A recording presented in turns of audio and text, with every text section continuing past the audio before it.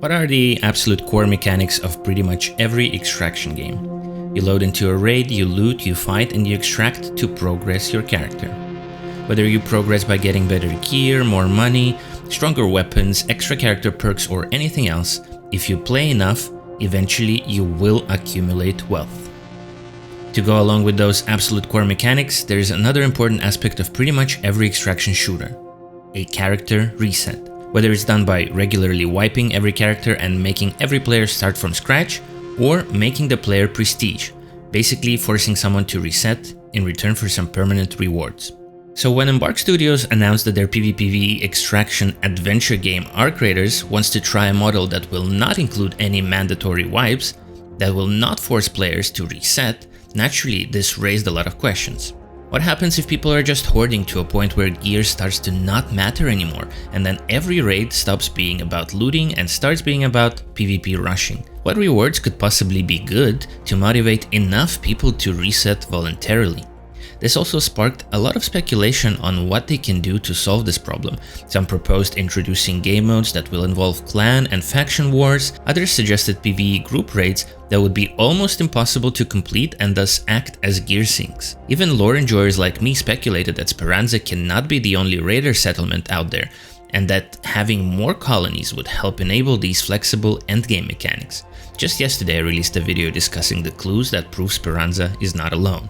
And then Embark drops an absolute bombshell of a blog post explaining their philosophy around wipes and this big beautiful experiment they're calling Expedition Project. Before they even begin to explain what the Expedition Project is, they acknowledge the importance of wipes and explain what they're trying to achieve. Let's take a look. Hello all, I'm Virgil, the design director for Arc Raiders. I'd like to spend a bit of time talking about a topic that is important to many players familiar with games like Arc. This being the subject of progression wipes, or as we refer to it, the Expedition Project. Previously, the question of how we will handle resets or wipes has come up. Until now, the answer has been that currently we don't intend to do mandatory wipes. These words were chosen carefully, as we don't intend to have mandatory wipes. However, as some have guessed, we do have a voluntary reset mechanic. So this part is pretty straightforward so far. They understand the importance of this conversation, and from the beginning they used a very specific language not to mislead the player base, kinda hinting at the fact that they will be trying a reset system, but a voluntary one. Still raises a lot of questions on how this will be done, so let's keep going. Just to make it clear, we absolutely see the benefits a global wipe provides. Veteran players can experience the game fresh, the economy is reset to the baseline, and all players have about the same level of capabilities, at least for a little while. However, one thing a mandatory wipe does not do is respect the investment of those players who do not have as much time to play overall. So what they mean here is some of the more casual players that don't have time to grind and reach endgame every season in a game with mandatory wipes, these players will still hopefully want to play a game like Arc Raiders, and so to respect their time spent progressing, Embark decided that mandatory wipes are not going to work here. So, as we have done with several other mechanics, before mimicking other established mechanics, we'd like to try our own method, ideally to the end that best suits Arc Raiders and the larger majority of its players. And this here is why I have a lot of respect for Embark. We have already seen them experiment so much in the finals, sometimes going against the grain, against the norm, listening to their player base and seeing what sticks. It's definitely a harder path, but if you only keep copying what is already there in the industry, you have no chance of outgrowing the current kings, the well-established titles. But I think Embark has ambitions to make the extraction genre truly mainstream, and you can only do that by experimenting, which I think is what they're doing here.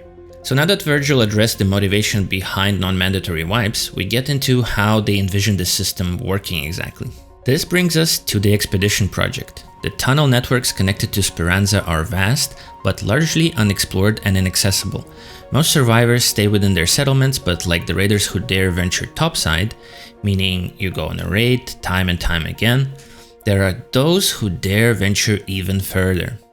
Once the Rust Belt has given all it can offer, so once you collect all the weapons, the gear, the upgrades, and basically had your fun, some raiders choose to set out beyond the borders of what they know. As of now, this has always been a one-way trip, meaning that if you choose to reset your character voluntarily, it goes beyond the Rust Belt and never returns, so you have to start fresh. In the full game, players will have access to a feature called Projects. At level 20, the first major project players will have access to is the Expedition Project. Upon completion, this project makes a character reset available. If a player completes a reset, they will be able to do so again, so long as they complete another of these projects. So this means that if we play enough and reach a certain level, by the way, we don't know exactly how long it will take to reach level 20, once we get there, we can choose to participate in this voluntary reset project. And by the end of the project, if we complete all the requirements, gather the necessary materials, we can choose to reset. Or not. It's really up to the player to decide. The Expedition Project will operate on a repeating cycle of roughly 8 weeks. During the course of these 8 weeks, players can make progress on their Expedition Project, which will overall be a somewhat large time investment. At the start of the 8th week, the option to finalize the project will become available and will remain available for that entire week. If a player has fulfilled all of the necessary stages of the project, they will be able to commit to completing the expedition during this period. So let's dive a little bit deeper into this with a video they have provided.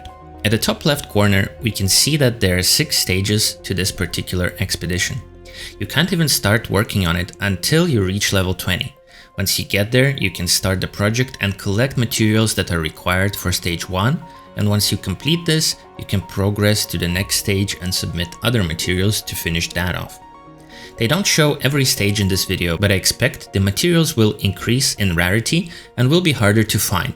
They just mentioned significant time commitment. So maybe in the later stages we need to take down a queen and submit queen parts to the project. We will have roughly 8 weeks to reach level 20 and complete all the stages. If you get to that point, at the start of week 8, you will get an option to confirm your commitment to the voluntary reset.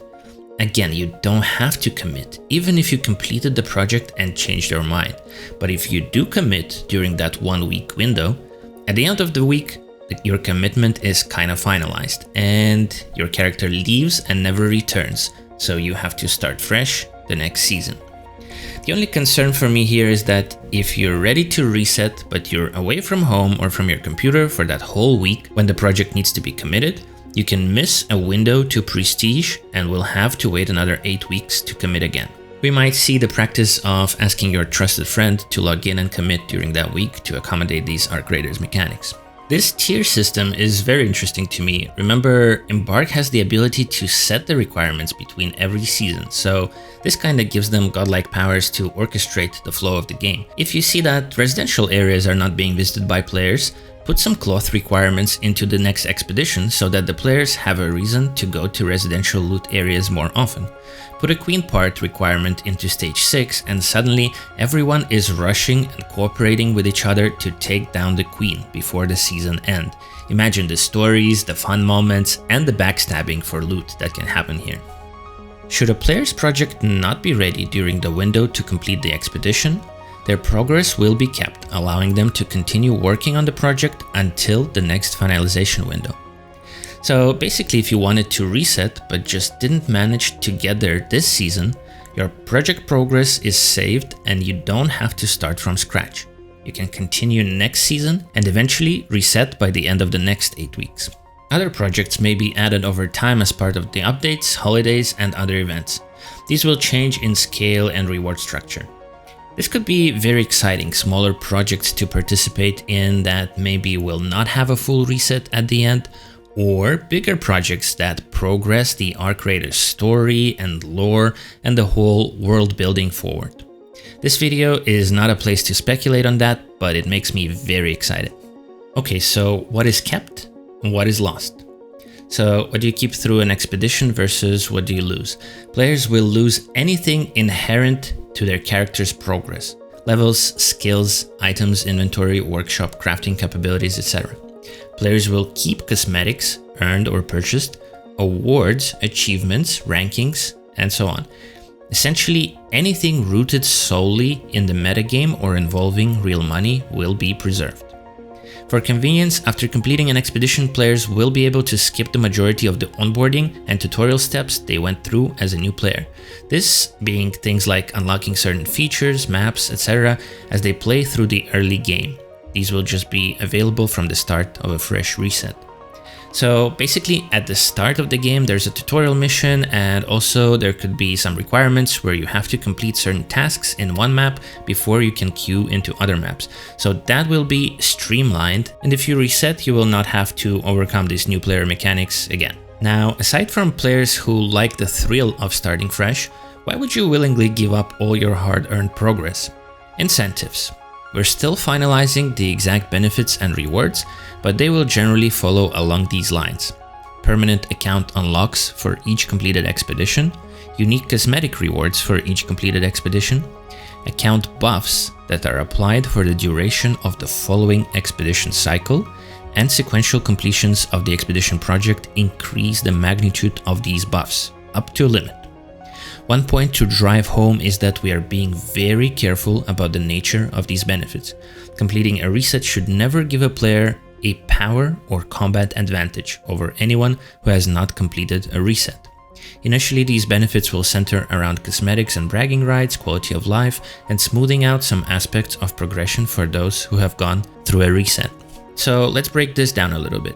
Unique cosmetics for every voluntary reset. This is pretty straightforward. Choose to wipe your progress and get unique cosmetics you can show off as a reward. Everyone is talking about unique skins, maybe decorations for your Raider's Den, scrappy skins, or even completely new pets. But I don't see many people talking about unique execute animations.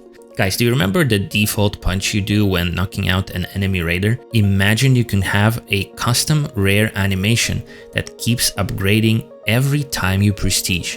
It's not a faster knockout, it's purely cosmetic, but imagine someone being knocked out and being able to tell, yeah, this guy has 7 seasonal resets under his belt, including the highly prestigious, most impossible 2026 Christmas reset. Wouldn't that be so cool? And the next category is account buffs for the duration of the season, and the more resets you complete, the stronger these temporary buffs become, but up to a point. They don't explain what these buffs could be, but I would assume it can be something like slightly higher XP gain, so you get to level 20 a little bit quicker next time. Now, it does reduce the grind, but it doesn't directly make you stronger in a firefight against someone who has never reset. So temporary buffs like XP, or maybe Scrappy has a 1% chance to randomly find and bring you a rare material that was not in his loot table previously. And finally, you get some permanent account unlocks for each voluntary reset. This is introducing kind of an MMO mechanic where your account gains permanent value even though your character power gets reset.